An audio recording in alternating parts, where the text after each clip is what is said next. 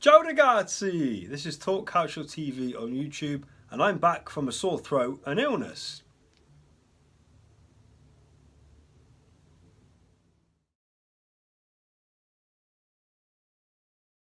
Buonasera tutti. We start this episode by first of all apologising that you've not seen any episodes this week. Unfortunately, you probably gathered from the last week in the Rome derby. I was suffering with a bit of a bad sore throat and I'd lost my voice. So apologies, we've not been able to do any episodes this week, but we're now back to normal, so our normal service will resume with immediate effect.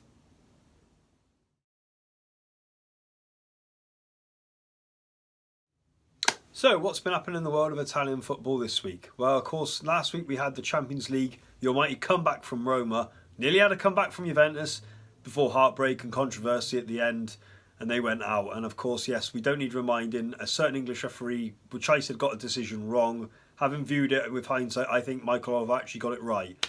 Disappointing the way Gianluigi Buffon portrayed himself. So we had games this week on the Tuesday and the Wednesday, and we're going to start with Inter Milan versus Calcio on the Tuesday night. Now, the Nerazzurri won, of course, 4-0, but what really annoyed me, I've got to say, this is a new low, not just for Italian football, but football in general. The Inter players in the first half with their Instagram names on the back of their shirt. You know, this is stupid now, seriously. It's bad enough when you see players with their nicknames or their first names. You know, they should just have their surname or even just have their numbers. You know, this just proves how social media, marketing and modern day football, why it's all wrong. You know, they should just have the names on the shirt. I hope we don't see any other clubs cottoning on. It's a bad idea, so if we can please ditch this one, never allow it ever again.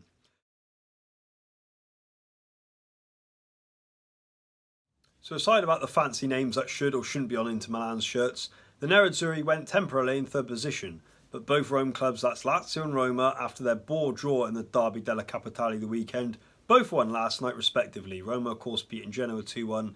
Lazio winning a 7-goal thriller away at Fiorentina. They are still locked in third position. The only thing separating them is goal difference.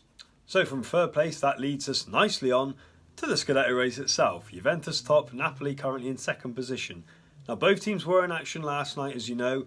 Juventus were going against Crotone, I should say Juventus, a second string, a weakened Juventus side, whilst Napoli were hosting Udinese at the Stadio San Paolo.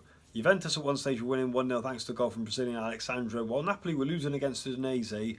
It looked like we were going to have a 9-point gap going into this weekend's game.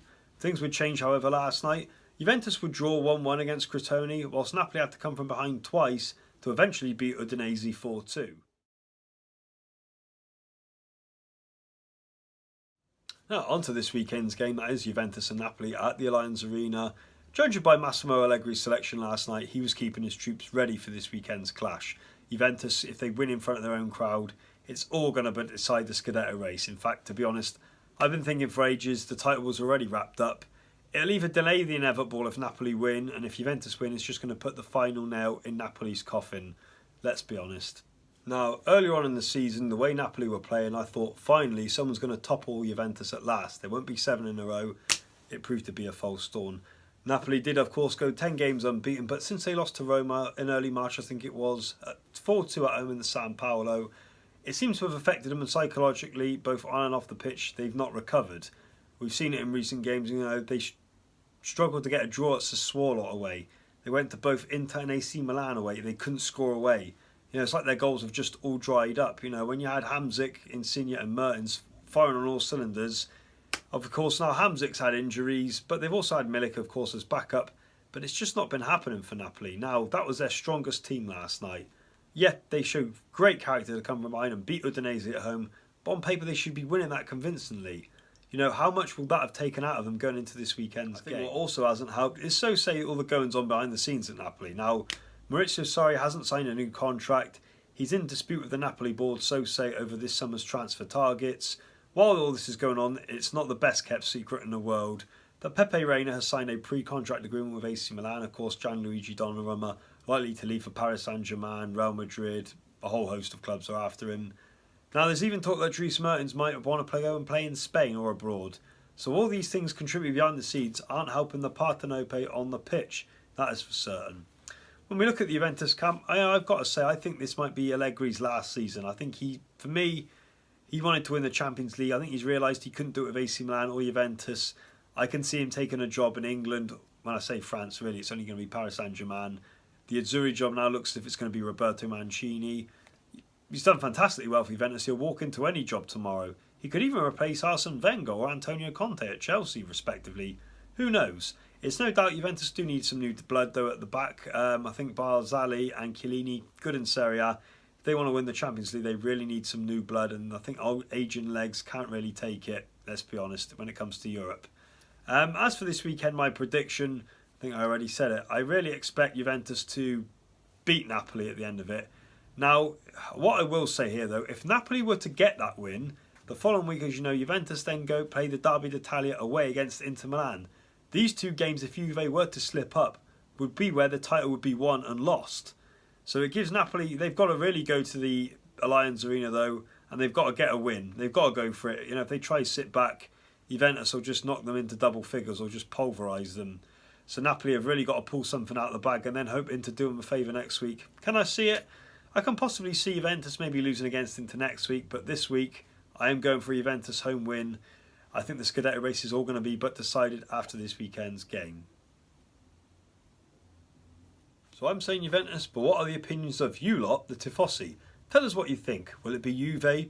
Will this win put them on the road for 7 in a row? Can Napoli really cause a late surprise in the Scudetto push?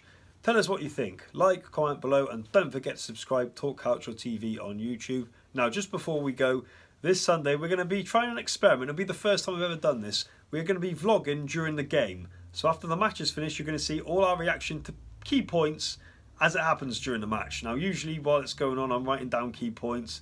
I put it together and I do my review after the game. It's going to be a bit different, so you'll see our reaction during the match. So keep your eyes peeled for that one, and don't forget to tune in Sunday after the big match is finished, when the destination of the Scudetto could possibly be decided.